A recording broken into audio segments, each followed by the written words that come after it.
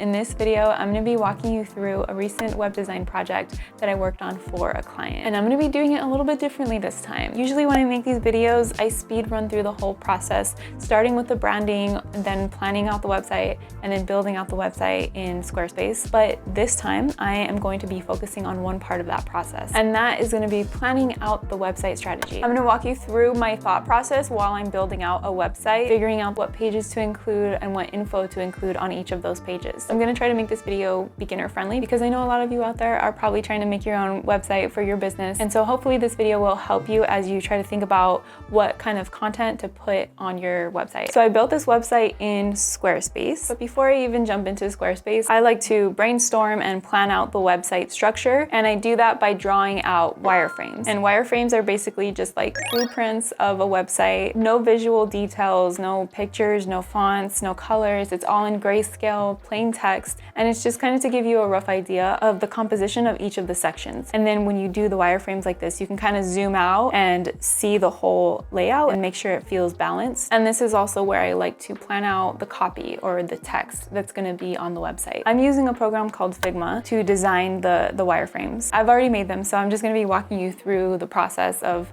why I did things the way I did. If you're not already familiar with Figma, you definitely don't need to learn it to do this process. You can just draw out the wireframes using a pencil and some paper. To start, I would recommend that you think about the purpose of your website and of each of the pages that you want to include on your website. Like for example, in this case, my client is a service-based business. They are professional home organizers. So they come into your home and they help you declutter and come up with like organization systems and stuff like that. So it's a service-based business. And so the main purpose of their website is to get people to contact them to book their services. During the initial call, we discussed some of the things they needed on their website. So the main things that they wanted on their website were a place where they could showcase their past projects and testimonials, an easy way to capture leads, aka potential customers, through a contact form, which would be connected to their CRM, which is a customer relationship management tool. And they also wanted to have a place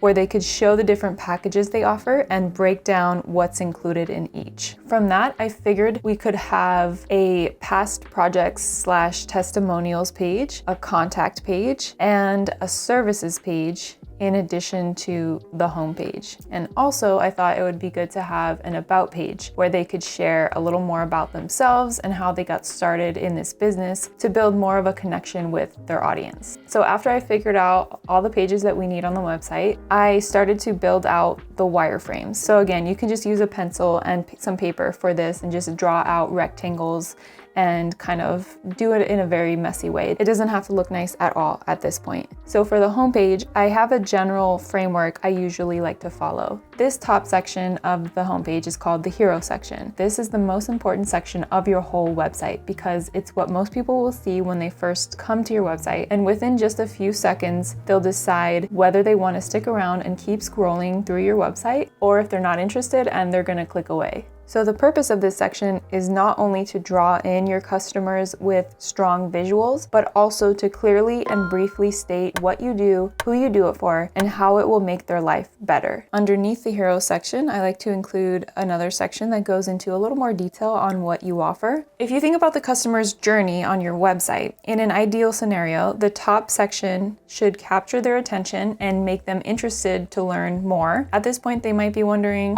could this be for me? So I think the next section could help answer that by addressing a problem that they have and letting them know that you have the solution. And so in the next section, you could spell out the solution, share the services that you offer. As I'm building out this wireframe, I'm not really thinking about the visuals too much, but I do like to think about the general layout of each of the sections. So for example, this section is split into 3 little boxes that we can organize info into. And it's the perfect section to do that because their services can be simplified into 3 different groups. Now, I wouldn't want to have another section directly above or below this one that's also split into 3 groups because the goal is to have some variety in the section layouts. So you can see the first section up at the top of the page is center aligned, just 1 column of text, and maybe we'll have a background image or something, but that's not really important at this step. The next section is split into 2 columns. And then this third one is center aligned again, but it has 3 groups of info. So I'm kind of thinking about that at this step too, just like making sure I don't put 2 sections back to back that kind of look the same or would have the same layout. Okay, so back to the ideal customer journey on your website. At this point in the page, they might be thinking, okay, this business can solve my problems. They have a service I might be interested in, but how do I know they're legit? Can I really trust these random people I found on the internet? And that's where this social proof section comes in. This is where you can share glowing reviews from other customers who have bought your service, other people who also weren't sure whether to purchase at some point and they decided to go for it and purchase. And now they're saying to your current website visitors, yes, it's worth it. They solved my problems. I'm happy. Underneath the social proof, the next sections are kind of specific to your business.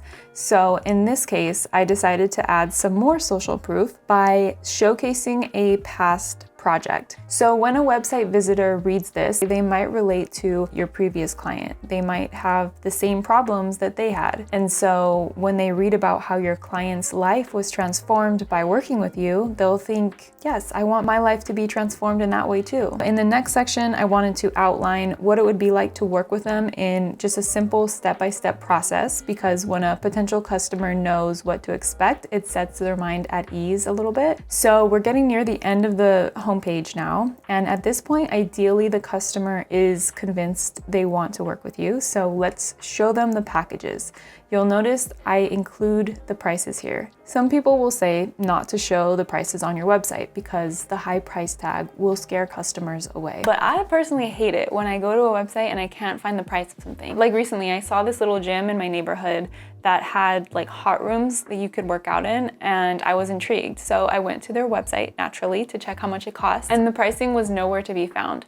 And as a potential customer, I was so frustrated that I had like scoured their website and couldn't find the answer to my question that I left their website, and they lost a potential customer. And I think the thinking for a lot of these businesses, the reason why they don't put their pricing on the website is because they want you to contact them to ask about pricing and provide them with your phone number and your contact info so they can get one of their salespeople on the phone with you to try to talk you into buying from them. And I personally hate this sales tactic so much. I don't like talking to people on the phone. I don't want to hear from your salesperson. The truth is, some people will never be willing to pay your prices, no matter how much you try to talk them into it, but other people will be willing to pay your prices. You're not going to have to waste your time messaging back and forth with people who will never be your customer. You can instead save that time for clients who do see the value in your pricing. And I think that by hiding your prices on your website, you're kind of sending a message to potential customers that you think your prices are too high to be upfront about it, because you know everyone coming to your website wants to know. Towards the bottom of the homepage, I always like to include a little about me section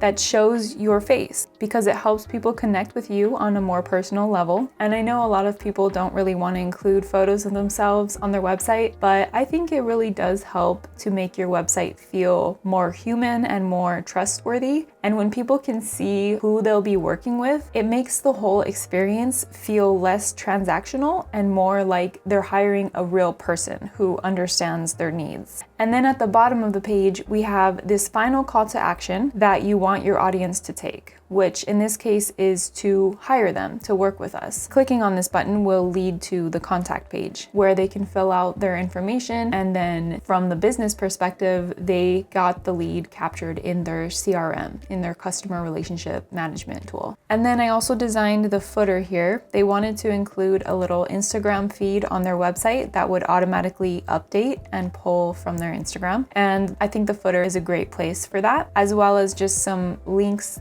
to the other pages on their website, and then the logo, of course. So that's the wireframe for the homepage. And here is what it ended up turning into once I built it out in Squarespace. Up here is the hero section. I decided instead of going with one big background photo, I decided to add a little collage of photos on the sides. Scrolling down, this is the section that addresses the customer's key problem and lets them know that we have a solution. And then scrolling down, we show them the solution in the form of the different services we offer. We also link from here to the services page, which I'll get to in a little bit. We have the social proof section in the form of a testimonial. This is the section that explains what to expect in a simple 3-step process. And then we have the client success story, which links to the past projects page where we share more of those client success stories. We have the packages section, and we have the about section. And at the bottom, we have the main call to action. And then this is the footer with their social media linked up. And yeah, that's the homepage. The homepage is the most important page on your website, but if someone has gotten to the bottom of your homepage and they still aren't ready to buy yet, but they are interested, they might navigate to some other pages to learn more. And one of those pages might be the services page. The purpose of this page is obviously to go into a little more detail about the different services or products you offer and to help inform the potential customer of what to expect from working with you. So at the top of this page, I have a brief hero section, and then I have a section that outlines what sets them apart. In the final version of the website, I actually included a little link here that jumps straight to the different packages in case they just want to cut straight to the chase. For the packages, my goal was to simplify it as much as possible so they can easily see which package would be the best fit for them and how much they can expect to pay for that. So the first package is the lowest cost option, and it's only 1 session, and then they have a medium tier, which is 5 sessions, and then they have their highest ticket package is 10 sessions. So I wanted to list out in a visual way all of the things that are included with each of the packages so that they could see how much more they're getting with the bigger package and how that justifies the increased costs. Scrolling down, I also included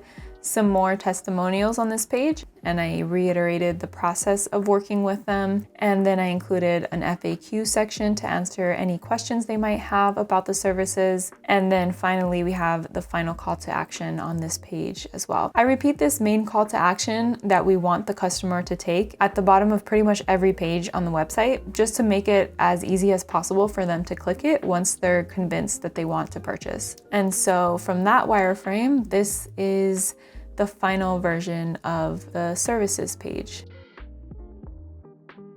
Moving on to the About page. The purpose of this page is to build trust and establish a connection with potential clients while reinforcing why your business is the right choice to solve their problem. Up top, I have just a general intro with a photo that's going to be of them. And then I have a section that shares their origin story and how the business got started.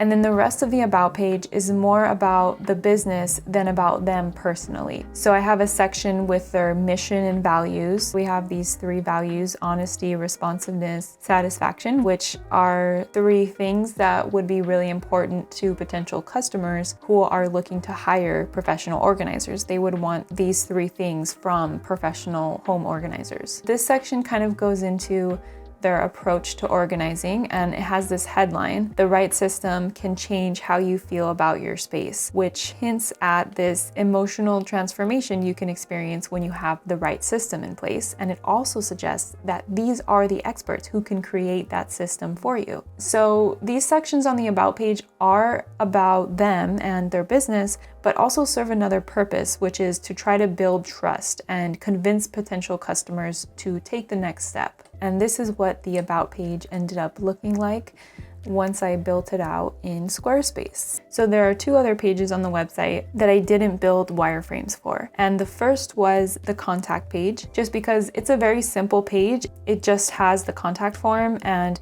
maybe some other way to contact you, in this case, an email. And then I also included that same FAQ section from the services page because people coming to the contact page may have some questions for you. And then the past projects page, aka the client showcase page, aka the gallery page. We have different names for this page. So on this page, I wanted to include a lot of pictures of past projects. They didn't have testimonials or client stories to match up with all of the pictures that they had. So I added this gallery with a bunch of different project images that people can scroll through. And then I have some specific client stories similar to the one from the homepage. And I wanted the copy, aka the text to be written from the perspective of their client's journey with them. So where the client was at before working with us, what we did to help her, and how her life has transformed after working with us. I think telling a story this way is very powerful because it helps potential customers see themselves in the story and relate to that before version of the client and